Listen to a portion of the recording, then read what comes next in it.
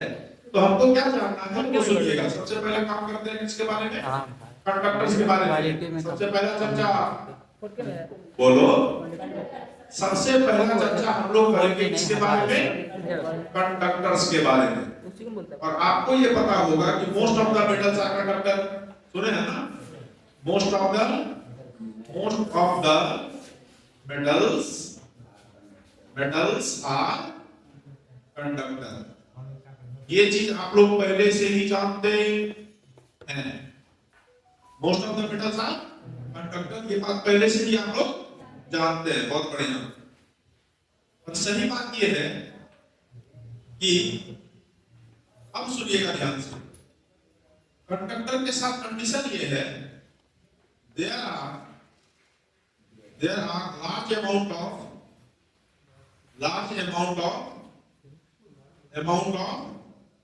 free electrons are present within the conductor। बहुत सारा आवारा इलेक्ट्रॉन इसके पास मौजूद है। फ्री इलेक्ट्रॉन समझे? बहुत सारा आवारा इलेक्ट्रॉन इसके पास मौजूद है। इतना फ्री है, इतना ज्यादा फ्री है कि आप इससे इलेक्ट्रिसिटी फ्लो करवा सकते हैं। और सबसे खास बात जो हम आपको बताने जा रहे हैं, ये बात समझ में आया कि इसी कंडक्टर के पास जो इलेक्ट्रॉन, फ्री इलेक्ट्रॉन होता है, वो बहुत ही ज्यादा होता है। क्या बहुत ज्यादा होता है? साथ साथ बोलो, क्या बहुत ज्यादा होता है? फ्री इलेक्ट्रॉन्स बहुत ही ज्यादा होता है। और यही फ्री इलेक्ट्रॉन जो है वो कंडक्शन का कारण बनता है। ये फ्री इलेक्ट्रॉन क्या बनता है? कंडक्शन का कारण बनता है। उसमें जो इलेक्ट्रिसिटी चलता है ना कंडक्टर में, वो किसके कारण चलता है बाबू? फ्री इलेक्ट्रॉन्स के कारण चलता है।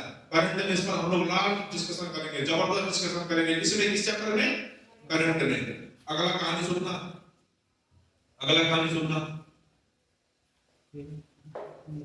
The charge on the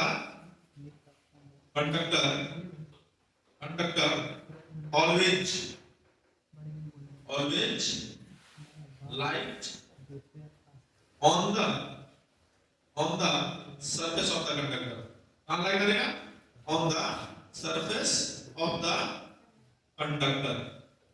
और सबसे खास बात यही जानना है मेरे लाल कि किसी भी कंडक्टर पर यदि आप चार्ज दोगे ना, वो चार्ज हमेशा कहाँ रहेगा? उसके सरफेस पर। कहाँ पर रहेगा?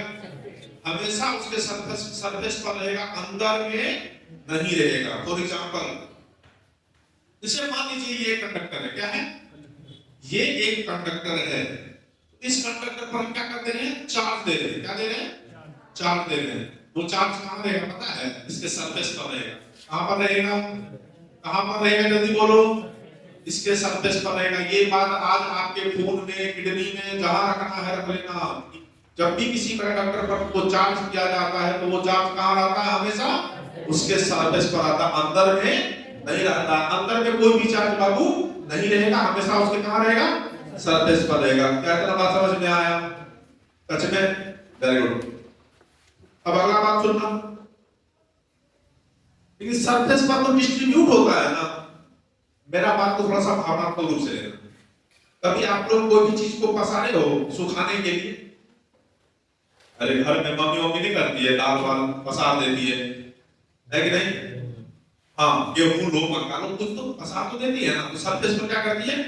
फैला देती है बढ़िया से। उसी प्रकार से ये क्या होता है? सरफेस पर फैला दिया जाता है। ये चार्ज जो है यहाँ डिस्ट्रीब्यूट हो जाता है। कहाँ पर जल्दी बोलो मेरे साथ? सरफेस पर। कंडक्टर पर चार्ज कहाँ रहता है? हमेशा कंडक्टर पर चार्ज कहाँ रहता है? हमेशा सरफेस पर आता है। लेकिन क्वेश्चन ये पूछा जाता है कि सरफेस पर जो चार्ज होता है ना, वो यूनिफॉर्मली डिस्ट्रीब्यूट होता है कि नॉन यूनिफॉर्मली डिस्ट्रीब्यूट होता है? ऐसे कैसे बोल दूं? यदि ऐसे सीधा बोल दिया जाता तो इस मुद्दा को हम उठाते, तो इस मुद्दा को हम उठाने वाले नहीं थे। अब सुनना ध्यान से देखो। if the surface of the conductor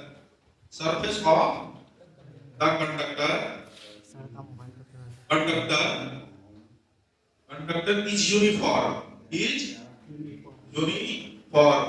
यदि सरफेस, यदि कंडक्टर का सरफेस क्या है, यूनिफॉर्म है। यूनिफॉर्म कहने का मतलब ये है, सुनना मेरी बात को ध्यान से, जैसे आप इसको देखो, ये एक स्फीयर है ना, इसका हर जगह क्या है, सरफेस एक जैसा है।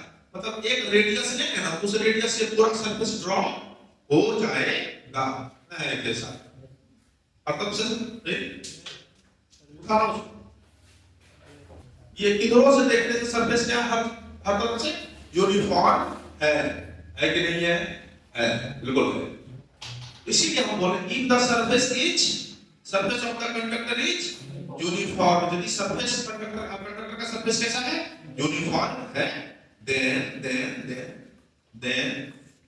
चार्ज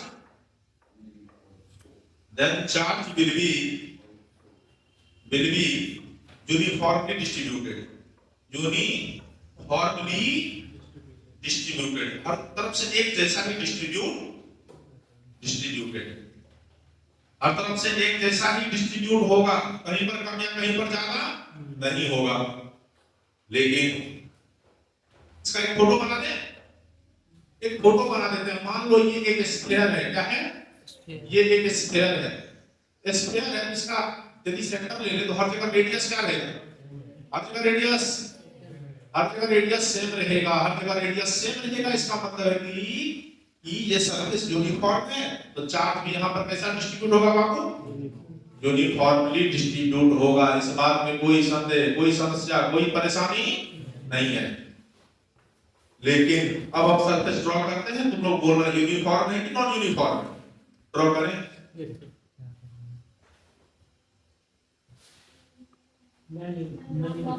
नॉन यूनिफॉर्म है। अब सरफेस यूनिफॉर्म नहीं है, अब सरफेस क्या है, नॉन यूनिफॉर्म है। तो ये हो गया आपका non uniform surface, non uniform surface. अब नॉन यूनिफॉर्म सरफेस के केस में क्या होता है कि अलग अलग जगह पर रेडियस देखिएगा ना, जैसे ये कर्व देखिएगा तो रेडियस अलग होगा, यहाँ वाला कर्व का रेडियस अलग होगा, यहाँ वाला का रेडियस अलग होगा, यहाँ वाला का रेडियस कम है। मेरी बात को समझ रहे हैं? यहाँ पर नुकीला, यहाँ पर रेडियस लेंगे थोड़ा सा है ना, तो यहाँ पर हम देख पा रहे हैं कि ये सरफेस जो है नॉन यूनिफॉर्म है, एक जैसा। तो ध्यान रखिएगा इस केस में क्या होता है ना, जहां पर सरफेस का रेडियस ऑफ कर्वेचर ज्यादा है, सरफेस का रेडियस ऑफ कर्वेचर ज्यादा है, वहां पर चार्ज जो है ना वो दूर दूर डिस्ट्रीब्यूट होगा, आगे ना। और जहां पर रेडियस ऑफ कर्वेचर बहुत कम है, नुकीला पार्ट है ना, ये बोलो यहाँ पर नुकीला पार्ट है ना, यहाँ पर सरफेस चार्ज डेंसिटी बहुत तगड़ा होता है, बहुत नजदीक चार्ज होगा यहाँ पर। इस पर अभी डिस्कशन पूरा नहीं हुआ, बाकी है, डिस्कशन अभी बाकी है। तो जहां पर रेडियस ऑफ कर्वेचर कम होगा वहां चार्ज डेंसिटी ज्यादा होगा, और जहां पर रेडियस ऑफ कर्वेचर ज्यादा है वहां चार्ज डेंसिटी कम होगा। तो क्वेश्चन हम आपसे पूछ रहे हैं, क्वेश्चन पूछ रहे आपको दिए है ना क्वेश्चन शीट, बोलो दिए कि नहीं? ये देना जरा, एक क्वेश्चन है यहाँ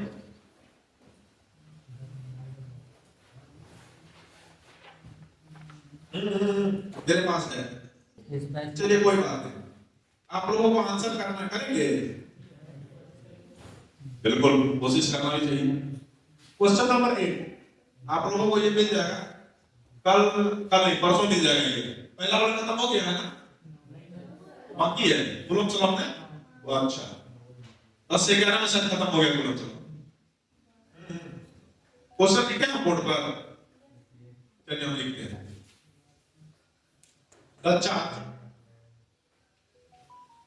The charge Q coulomb, charge कितना कूलम है?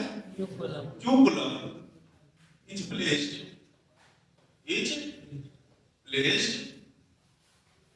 on a solid sphere। ऐसा स्फीयर है, solid sphere। The charge Q coulomb is placed on a solid sphere oh sorry, sphere नहीं है, solid piece, solid piece of metal. और कैसा है? Metal of irregular, irregular, irregular shape. Shape कैसा है? Regular, irregular, irregular shape है। The charge will be distributed. The charge will be distributed. The charge will be distributed. इस पर charge distribute होगा। Option देते हैं, अरे ऑप्शन देंगे कि नहीं देते हैं? क्या है? Uniformly, uniformly in the metal object, in the metal object. पहला ऑप्शन ये है कि uniformly in the metal object. B number का ऑप्शन दिया गया है uniformly, uniformly on the surface of the object। घबराना नहीं है, हड़बड़ में गड़बड़, अरे बोलो नहीं कर। हाँ,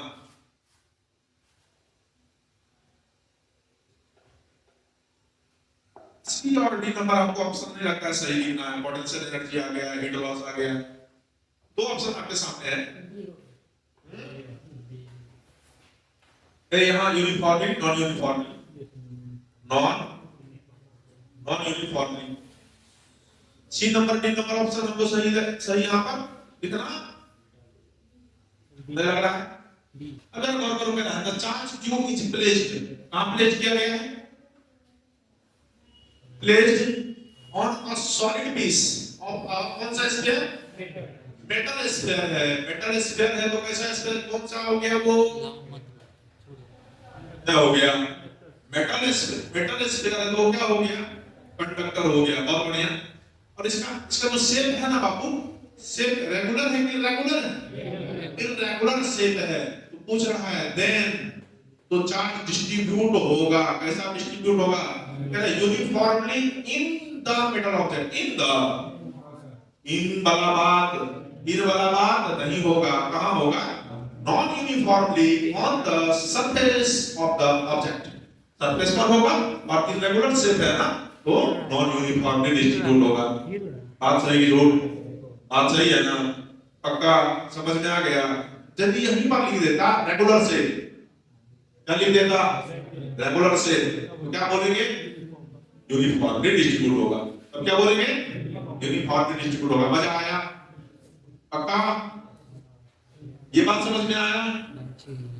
इसलिए देखेंगे ना, मंदिर के ऊपर देखिए त्रिशूल को नोकीला बनाया जाता है ताकि वो क्या करेगा? इलेक्ट्रिसिटी को बैलेंस करेगा।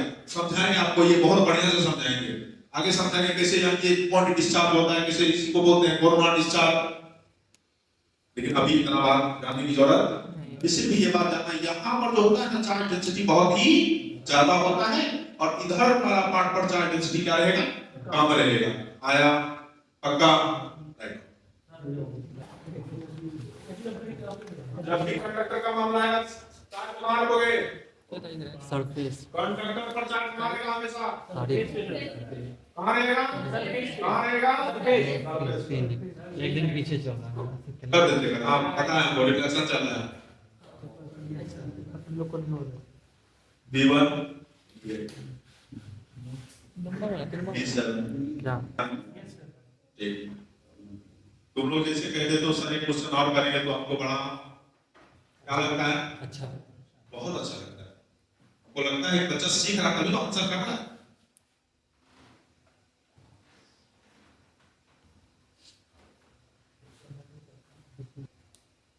बड़ा मजेदार क्वेश्चन है, मजेदार भी और शानदार भी।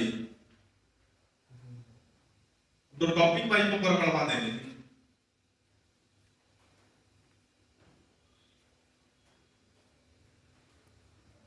कंडक्टर लिख देना पूरा, कंडक्टर।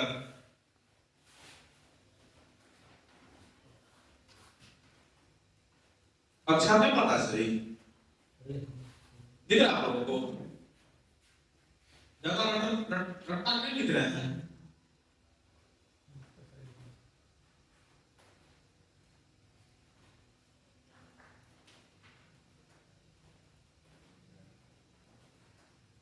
अगला क्वेश्चन का आंसर जो देगा मेरे तरफ से टॉपिक है। आप कल टॉपिक मिलाएंगे हम इसको।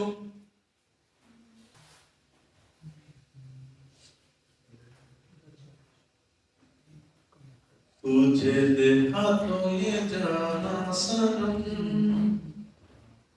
प्यार होता है दीवाना सनम। इसको बिठा दे,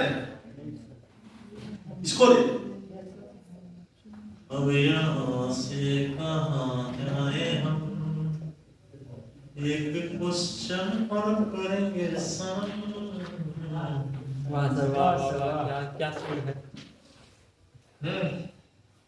इसको भी नहीं सर चलो कोई बात नहीं, हम ऊपर बिठा दिए, ऊपर लिख लेते हैं।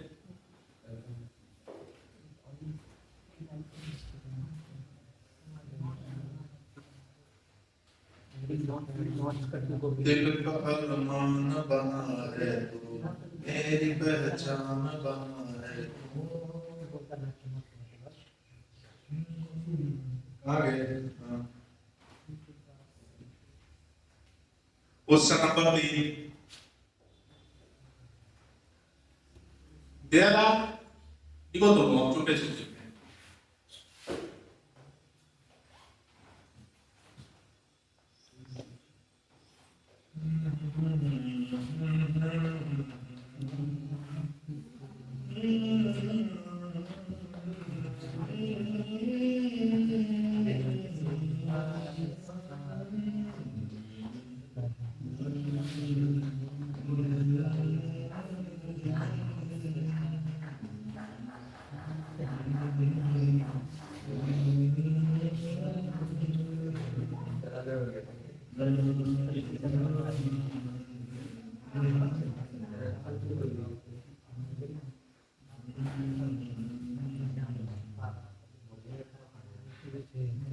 अब बेटा दे बाबू इसको।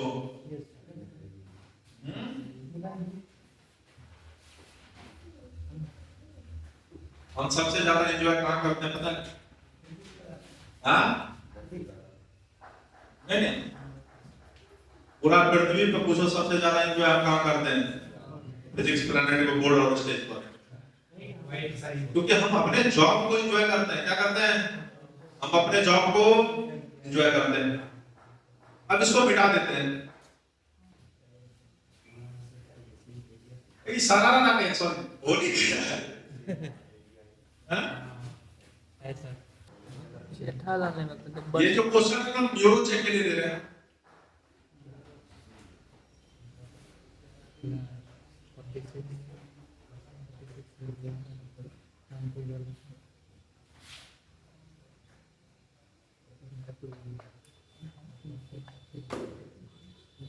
तेरी बारिश में भिगाए मुझे, तेरी हवाएं बहाए मुझे, मेरे दिल मुबारक यही तो प्यार है।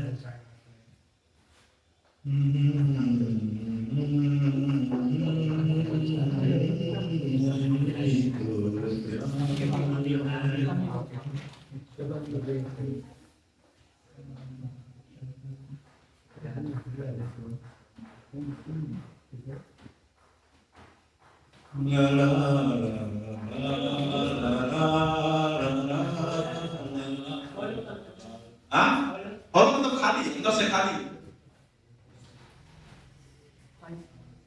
क्वेश्चन लिख रहे हो। हाँ एक सॉलिड है दूसरा और लिख लो पहले आराम से क्वेश्चन लिख लो।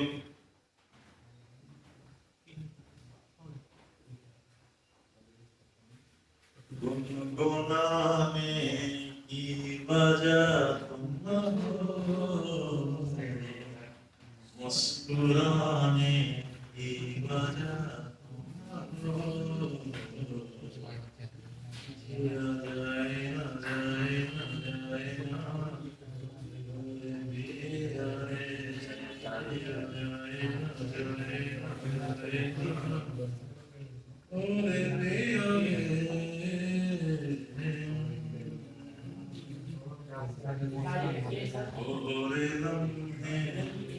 क्या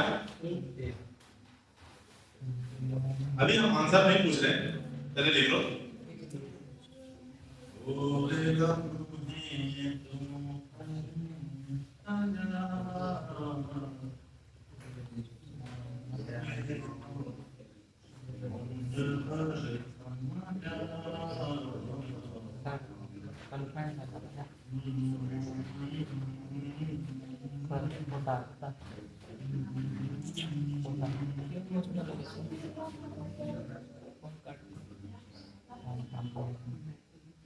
लट्टी वाया। कभी तुम लोग जादू सुने हो? जादू देखा तो होगा यार। सर्विस करता था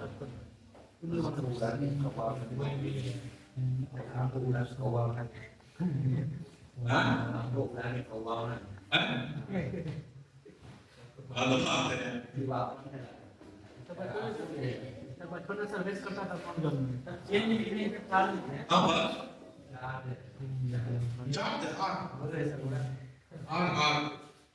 बोल चार्ज चेत लिखने का यहाँ पर कोई तुम कोई मतलब नहीं बनेगा। हाँ बताओ। सर्विस में 5% का टॉपिक है।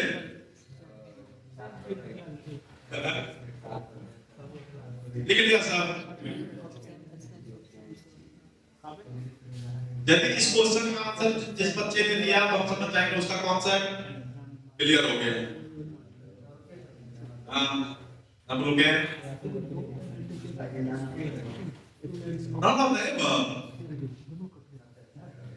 अब ऐसा कर लो, 4 बच्चा A B C D 4 तो ऑप्शन है, एक एक करके दे दो।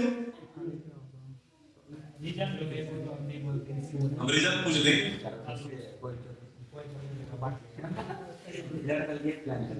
हाँ बताओ, हम समझ रहे हैं। 4 अरे ये सब सांस भी तो कभी बहुत थी, सांस भी तो कभी बहुत, ये सब काम कर चुके हैं हम लोग। 4 लड़का A B C D पढ़ते थे, जिसको फंसा उसी में पढ़वा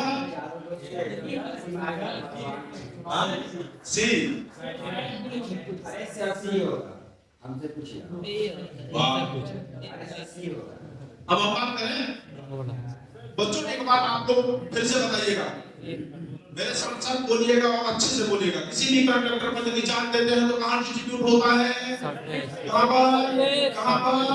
लेकिन क्वेश्चन कह रहा है कि एक जो है ऐसा स्फीयर, एक मेटालिक स्फीयर है, बात सेम रेडियस सेम, लेकिन मजे की बात एक है सॉलिड, दूसरा है हॉलो। बेटा एक बात बताओ, सॉलिड है चाहे हॉलो है, सरफेस का साइज तो एक ही होगा। सरफेस का साइज एक ही होगा, कोई सॉलिड है कोई हॉलो है, कोई समान से कोई मतलब नहीं है। सरफेस दोनों का एक जैसा होगा, इसीलिए दोनों पर charge same same same same same. कहां से कहां से? Hollow sphere can given more charge, गलत है। Solid sphere can more charge, गलत है। दे कैन चार्ज मैक्सिमम, गलत है। नॉन ऑफ द एबव चाहिए। रीजन मतलब क्या बोलेंगे हम? क्या बोलेंगे? There are two metallic sphere same radius, one of the solid and one of then क्या बोलेंगे? The charge distributed same on the surface. The charge distributed same on the surface, same to same distribute होगा, क्योंकि कहाँ distribute होता है? surface पर distribute होता है। हाँ चलो कोई बात नहीं, मेरे तरफ से कॉपी रहेगा। हाँ कल देखेंगे, बोले तो कल देखेंगे। देख सुनो, देख के चार्ज मैक्सिमम चलने वाला नहीं है, दोनों पर डिस्ट्रीब्यूट पूछ रहा है ना, डिस्ट्रीब्यूट पूछ रहा है ना, तो डिस्ट्रीब्यूट दोनों का एक जैसा ही होगा। बात क्लियर? Yes sir. बात क्लियर? बिठा दे,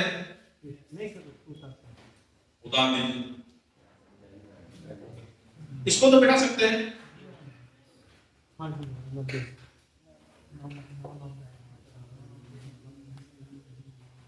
और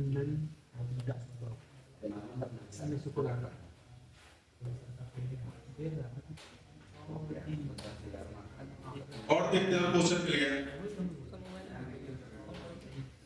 छोड़ दो। नहीं। अब जो है कूलम्ब्स लॉ में प्रवेश। अच्छा, इंसुलेटर के बारे में समझे?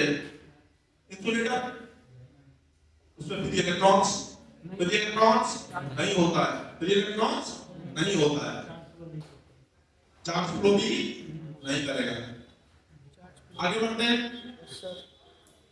अब आया हमारे सामने जिसका मुझे था इंतजार, जिसके लिए दिल था बेकरार, वो घड़ी आ गई। कौन सा लॉ? Coulomb's law. चले इस पर चले। सबसे पहला चीज जान लीजिए, कूलम्ब्स लॉ का एनालॉजी। कौन सा लॉजी? एनालॉजी। कूलम्ब्स लॉ का एनालॉजी सेम है। क्या है? सेम है। इसके जैसा क्या करता है? फलना आदमी फलना जैसा दिखता है, हाँ, ये बिल्कुल वैसा दिख रहा है। तो एनालॉजी मतलब कूलम्ब्स लॉ जो है वो बिल्कुल एक सेम एनालॉजी है। किसके जैसा? तो न्यूटन्स लॉज ऑफ ग्रेविटेशन के जैसा। न्यूटन्स लॉज ऑफ ग्रेविटेशन के जैसा ही एनालॉजी इसका बनता है। सारा जो ग्रेविटेशन के जैसा, किसके जैसा? न्यूटन्स लॉज ऑफ ग्रेविटेशन के जैसा ही कूलम्ब्स लॉ का एनालॉगस बनता है। पहला बात ये समझे, ये लॉ नहीं है न्यूटन्स लॉ ऑफ ग्रेविटेशन जैसा है ना, कुछ उसी प्रकार से कूलम्ब्स लॉ को भी डिजाइन किया गया है। तो हालात देखिए, हमारा आइल है ना, न्यूटन को का फॉर्मेशन देखे, ग्रेविटेशन का फॉर्मेशन देखे, कूलम्ब्स को भी दिमाग में ये बात आया। पहला चीज ये। और ये फॉलो करता है, क्या करता है? फॉलो करता है। ये क्वेश्चन दिमाग में रखना। न्यूटन्स लॉ ऑफ ग्रेविटेशन, ध्यान सुनो, न्यूटन्स लॉ ऑफ ग्रेविटेशन हो चाहे वो कूलम्ब्स लॉ हो, वो फॉलो करता है। क्या करता है? फॉलो करता है। हिंदी में लिख देते हैं फॉलो करता है। किसको फॉलो करता है? L3 को माइनस नहीं ले, माइनस नहीं, LN3 का मतलब समझे? Newton's laws of motion third, Newton के तीसरे नियम को, न्यूटन के गति के तीसरे नियम को फॉलो करता है। दोनों कौन कौन? ये भी और ये भी। और न्यूटन का तीसरा नियम क्या है? एक्शन रिएक्शन पेयर बनता है। क्या बनता है? एक्शन रिएक्शन पेयर बनता है, जो कि मैग्नीट्यूड में तो सेम होता है लेकिन डायरेक्शन में क्या होता है? अपोजिट होता है। यही है ना? नंबर 95 एक्शन रिएक्शन पेयर समझते हैं ना? जितना एक्शन उतना ही रिएक्शन, दोनों एक दूसरे के अपोजिट काम करता है। मैग्नीट्यूड में सेम होगा, डायरेक्शन में क्या होगा? अपोजिट होगा। एक बार मेरे साथ फटाफट बोल दो। कूलम्ब्स लॉ किसके एनालॉगस से बना है? किसके एनालॉगस से फॉलो करता है? न्यूटन्स लॉ ऑफ ग्रेविटेशन जैसा ही आपको दिखने वाला है। और ये फॉलो किसको करता है? लिख देते हैं, कुछ बच्चों के दिमाग से उतर जाएगा। न्यूटन्स लॉज ऑफ मोशन और न्यूटन के तीसरे नियम को फॉलो करता है। और जिन बच्चों को न्यूटन का तीसरा नियम नहीं पता, हाथ खड़ा कर दो।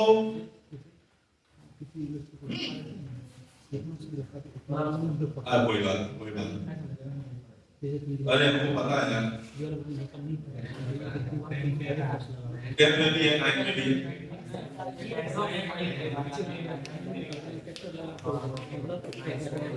बता देंगे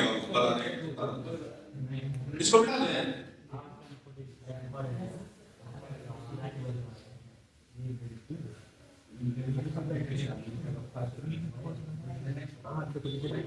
सबसे पहले कूलम्ब्स लॉ करता क्या है?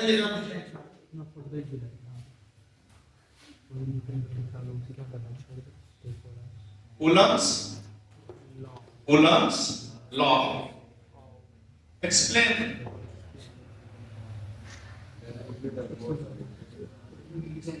Explains Coulomb's law explains the interaction interaction between two charges, two point charges at rest. ध्यान सुन लीजिएगा। कूलम्ब्स लॉ इसको एक्सप्लेन करता है। कूलम्ब्स लॉ एक्सप्लेन करता है इंटरेक्शन मतलब ये हो रहा है कि या तो इंटरेक्शन या तो रिपल्सन। इंटरेक्शन समझ रहे हैं? इंटरेक्शन या तो इंटरेक्शन होगा या तो रिपल्सन होगा। कूलम्ब्स लॉ एक्सप्लेन करता है, क्या एक्सप्लेन करता है? इंटरेक्शन बिटवीन टू, खास बात ये कहता है टू पॉइंट चार्जेज। और मजे की बात ये कि वो दोनों पॉइंट चार्ज होना किसमें चाहिए? रेस्ट में होना चाहिए। किसमें होना चाहिए? रेस्ट में होना चाहिए। ये बात ध्यान रखना, दोनों पॉइंट चार्ज होना चाहिए और दोनों किसमें होना चाहिए? रेस्ट में होना चाहिए। तो आप कूलम्ब्स लॉ जंप पे अप्लाई करिए और काम करिए। आया? पहले ये जान लो अप्लाई करना किस कंडीशन में है। और यही होता है लिमिटेशन ऑफ कूलम्ब्स लॉ। बोले ना कूलम्ब्स लॉ का लिमिटेशन बताओ तो बोल देना ऐसे, पॉइंट चार्ज के लिए काम करेगा और वो दोनों चार्ज किसमें होना चाहिए? रेस्ट में होना चाहिए। यस और नो? अभी कूलम्ब्स लॉ आया? कूलम्ब्स लॉ आया नहीं है। अब आएगा स्टेटमेंट। अब क्या आएगा? स्टेटमेंट है क्या? यही स्टेटमेंट हम लोग करेंगे इसी जगह पर।